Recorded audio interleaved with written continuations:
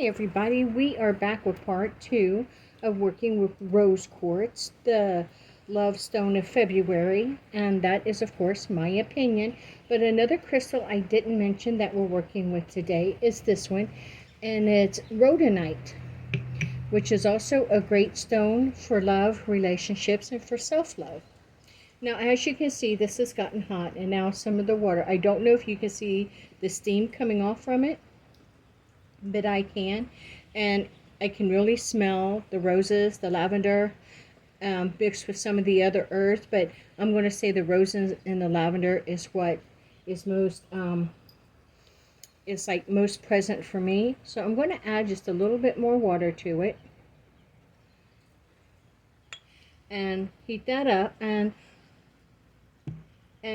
I will use this also not for just the fragrance, but I will also charge the crystals that I'm going to use in the steam over my simmering pot. So some of the crystals I have is I have a rose quartz heart that is great to carry as a pocket stone or to work with to show yourself some self-love. And then I also have larger palm stone, and I love to work with this one and bring love energy in, and I love to meditate with it and just hold it and just work with it and allow myself to pull in the energy, to pull in the vibrations of this crystal. This is really one of my favorite palm stones that I have. And then I have my little rose quartz bunny, which we've seen in Morning Oracle, for, you know what, it is to teach us gentleness, to be gentle with ourselves. And then we have the points, and the points we can also use for meditation, but these are great to also create room energy. But something that I like to use them for is a generator and creating like a crystal grid. And I like to take the tumbles and place around it and to use that like a crystal grid.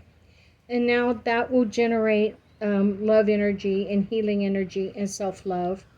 And the way that I like to charge my crystals is I will hold them over the smoke of an incense, but I can also hold them into the mists of this. You just want to make sure it's a crystal that can, take if it should get a little bit moist. And I know rose quartz is fine for this. And I just allow it. I just allow the mist to cleanse it, before I go, and I program it for what I wish to use it for. And another way that you can work with the energy is also charge a couple of rose quartz bracelets. And I do this the same way. I notice that you cannot see what I'm doing. Let me see if I can pause this and adjust. So I've adjusted to show you how I will hold the crystals, and I will hold my crystals and my stones over this to charge them. And it really does do a good job, as it will allow the mist to come up into the crystals. I know it's not easy to see. I can also do palm stones or the tumble stones that I wish to carry with me. And I can use the heart. I can charge the heart crystal the same way. And this is a good way of cleansing them. If you, like I said, if you can't smoke cleanse, this is a good way to use them as well. You're using the element of fire and water here, as well as earth for the herbs. But then the steam rises, and that is air. So you're kind of like using all of the elements here to charge and cleanse your crystal. So like I said, some of the things I like to do with my crystals, let me see if I can move this back, is I will create a little crystal grid when I'm working with them, and then I'll go on and work with either my large palm stone, or I'll work with my one of my spears to meditate with it and to just work with it to allow myself to draw in that energy, or I'll work with it to send energy if I need to send energy to another.